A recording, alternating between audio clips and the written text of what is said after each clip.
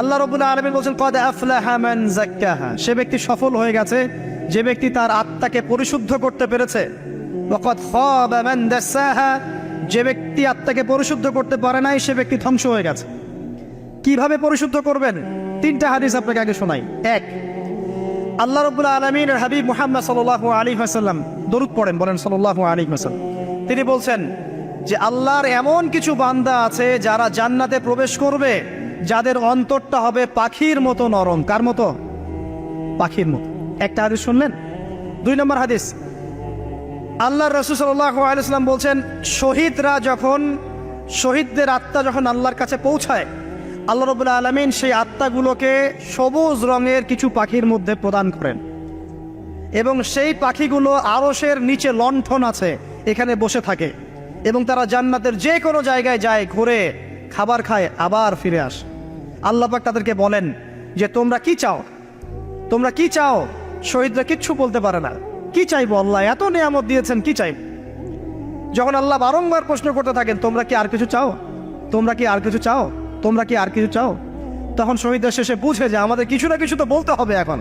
তখন তারা বলে হে আল্লাহ, আমরা আরো একবার পৃথিবীতে যেতে চাই এবং তোমার পথে জীবন দিয়ে আবার ফিরে আসতে চাই। আল্লাহ পাক বলেন এই সুযোগ তো আর নেই, অতএব তোমাদের আর কিছু চাওয়ার নেই, তোমরা এখানেই থাকো। আরেকটা হাদিস শোনেন, রাসূলুল্লাহ সাল্লাল্লাহু আলাইহি ওয়াসাল্লাম বলেছেন, এই হাদিসটা ওমর রাদিয়াল্লাহু আনহু থেকেও এসেছে, এ মুসলিমরা তোমরা যদি আল্লাহর প্রতি তাওয়াক্কুল করার মতোই তাওয়াক্কুল করতে, ভরসা করার মতোই ভরসা করতে, আল্লাহ পাক তোমাদেরকে পাখিদেরকে যেমন করে রিজিক দেন তোমাদেরকে ঠিক সেইভাবে রিজিক দিতেন।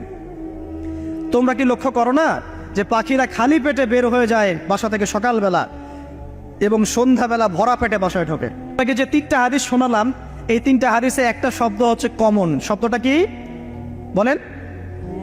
পাখি। পাখি কি? পাখি। আল্লাহ রাব্বুল আলামিন পাখিদের কাছ থেকে আমাদেরকে শিখতে বলছেন এবং বলছেন যে পাখিদের মনটা হয় খুব নরম, খুব সফট এবং তারা আল্লাহর প্রতি তাওয়াক্কুল করে পূর্ণ মাত্রায়। তারা সকালবেলা ভোরবেলা বের হয়ে যায় এবং সন্ধ্যাবেলা বাসায় ফেরে, খালি পেটে বের হয়, ভরা পেটে বাসায় ফেরে। এবং আল্লাহ পাক সবচেয়ে সম্মানিত মৌত যেটা শহীদের মৌত, সেই শহীদদের আত্মাকে আল্লাহ পাক পাখির রূপ দিবেন। তাহলে পাখিটার বিষয়ে একটা ফোকাস করার দরকার আছে না? আচ্ছা, এখানে আসেন। পাখির মন হচ্ছে নরম, মানে পাখির মনটা তাসকিয়া, আত্মশুদ্ধিতে পরিপূর্ণ। কদ আফলাহা মান যাক্কাহা, সে ব্যক্তি সফল হলো যার হৃদয়টা পবিত্র, নিষ্পাপ, নিষ্কলুষিত হলো, সে ব্যক্তি সফল হবে ইনশাআল্লাহ। একটা কাজ এখানে খেয়াল করেন, পাখিরা সকালবেলা ভোরবেলা বের হয় আর সন্ধ্যাবেলা বাসায় ফেরে। এখনকার মুসলিমদেরকে দেখবেন দুপুরবেলা ওঠে, রাত 3টায় ঘুমায়। কথা কি বুঝেন নাই? পাখির একদম ভোরবেলা ওঠে, যখন ফজরের আজান দিচ্ছে ঠিক তার এক মুহূর্তে পাখির কিচিরমিচির শুনছেন, তার মানে নামাজের ওয়াক্ত প্রায় চলে যাচ্ছে, তার মানে তার আল্লাহ পাকের হুকুমের সাথেই জেগে ওঠে, সূর্য ডুবে তারা ডুবে যায়। ঠিক এরকম সুন্নত ছিল নবী সাল্লাল্লাহু আলাইহি ওয়াসাল্লামের এবং সাহাবায়ে কেরামের। আজকে 1400 বছর পর মুসলিম জাতি এই সুন্নাহ ভুলে গেছে। আর আমাদের সুন্নত দেখবেন, যদি কোনো রকম উঠেও ফেলি ফজরে, আবার 12টা পর্যন্ত ঘুম, আরো বেশি। আর এই যুব সমাজ যারা আছো তোমরা কেউই 3টা-4টার আগে ঘুমায় বলে আমার মনে হয় না। অলওয়েজ অনলাইনে পড়ে আছে, টিকটক নিয়ে, ফেসবুক নিয়ে, গার্লফ্রেন্ডের সাথে চ্যাটিং। পাখির মতো হতে পারলে পরে মনটা তো নরম হবে, তারপরে না তাসকিয়া অর্জন হবে।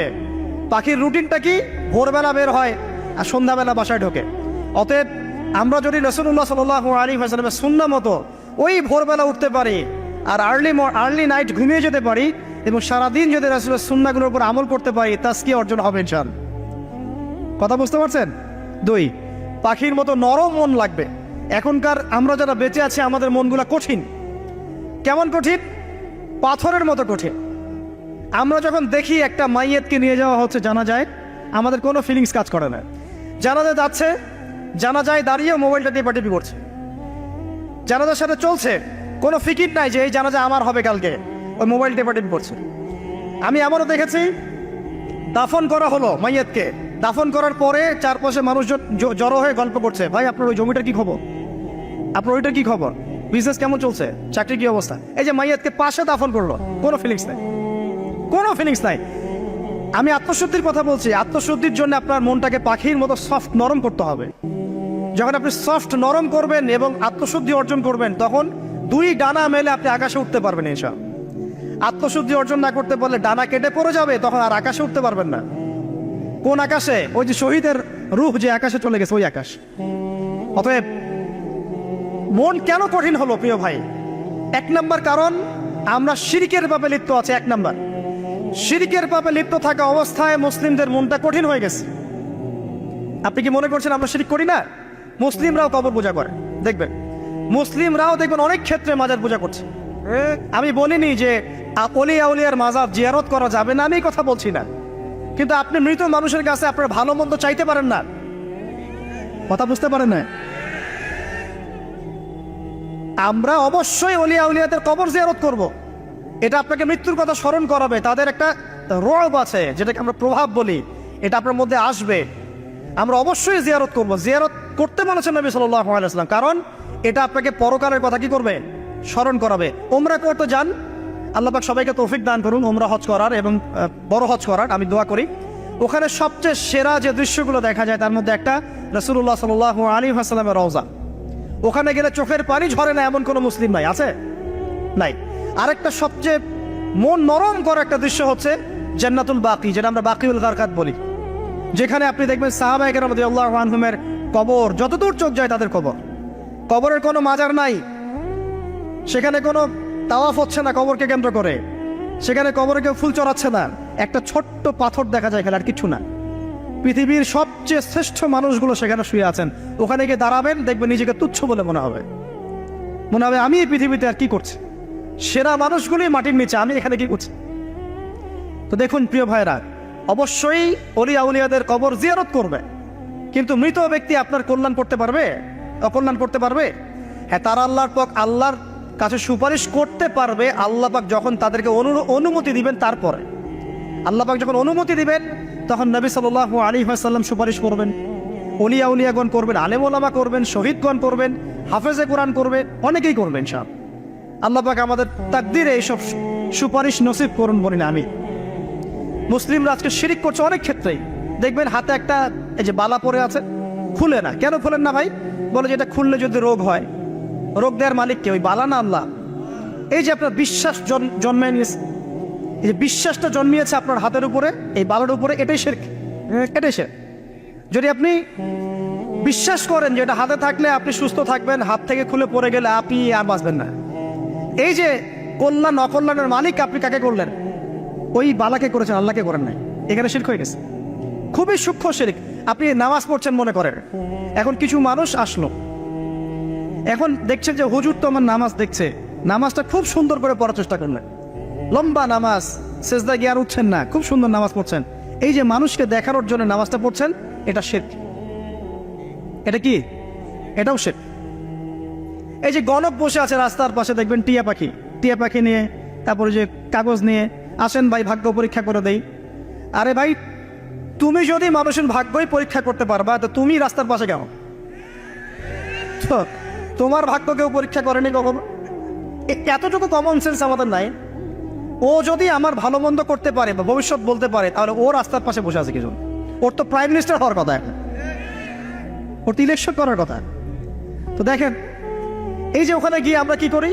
ভাই আমার হাতটা দেখে দেন, ভাই আমার অতীত বলে দেন, ভবিষ্যৎ বলে দেন, এবং এগুলো দিন দিন বাড়ছে। কিন্তু এই রাশিফল, কবিরাজি, গণকি, এগুলো দিন দিন বাড়ছে। এবং আমি লক্ষ্য করছি দিন দিন আরেকটা জিনিসও বাড়ছে, সেটা হলো জাদুবিদ্যার চর্চা করা। এবং গ্রামে গঞ্জে কুফুরি বাড়ছে না? কুফুরি করা, তাবিজ করা, বিচ্ছেদ করা, স্বামী স্ত্রীর বিচ্ছেদ করা, মেয়েকে বশ করা, সন্তানকে বশ করা, বাড়ছে না? সবই শিরক, এগুলো সবই কুফুরি। এগুলো মুসলিমরা করছে না? মুসলিমরা এসব শিরকে লিপ্ত আছে বলেই তো অন্তর কঠিন হয়ে গেছে। কসাত কুলুবুহুম, তাদের অন্তর কঠিন হয়ে গেছে। তো একটা হাদিস বলে এখানে, খালি নবী সাল্লাল্লাহু আলাইহি ওয়াসাল্লাম বলছেন, যদি কেউ কোনো গণকের কাছে যায়, গিয়ে বলে দেখেন তো আমার হাতটা একটু, ও কিন্তু বিশ্বাস করে না যে এ ভবিষ্যৎ বলতে পারে, খালি এমনি বলেছে একটু দেখেন তো, বলার সাথে সাথেই 40 দিনের নামাজ কবুল হবে। আর যদি তার বলা কথায় বিশ্বাস করে যে হ্যাঁ তোমার ভবিষ্যৎ খুব ভালো, তুমি চাকরি পাবা, এটা করবা সেটা করবা, এবং সে বিশ্বাস করলো হ্যাঁ এটাই হবে, তখন নবী সাল্লাল্লাহু আলাইহি ওয়াসাল্লাম বলছেন সে যেন আল্লাহর পক্ষ থেকে যা নাজিল হয়েছে, মানে এই যে কোরআনুল কারীম, এই কোরআনকে যেন সে অস্বীকার করলো, মানে কুফরি করলো। এগুলো আমরা করছি না ভাই? তো প্রিয় ভাইরা, কথায় কাজে এবং চিন্তায় আমরা অনেক শিরিক করছি। শিরিকের কারণে আমাদের অন্তর কঠিন হয়ে গেছে। একটা হাদিস যথেষ্ট। আল্লাহ রাসূল বলেছেন, ইন্নাল্লাহা তাইয়্যিব লা ইকবালু ইল্লা তাইয়্যিব। আল্লাহ পাক পবিত্র সত্তা, তিনি পবিত্র ছাড়া কবুল করেন না। আপনি 10টা হজ করে আসেন, চুরির টাকা দিয়ে, ডাকাতির টাকা দিয়ে, আত্মসাতের টাকা দিয়ে, দুর্নীতির টাকা দিয়ে, যদি কবুল হয় তাহলে কোরআন সুন্নাহ মিথ্যা হয়ে যাবে, নাউযুবিল্লাহ।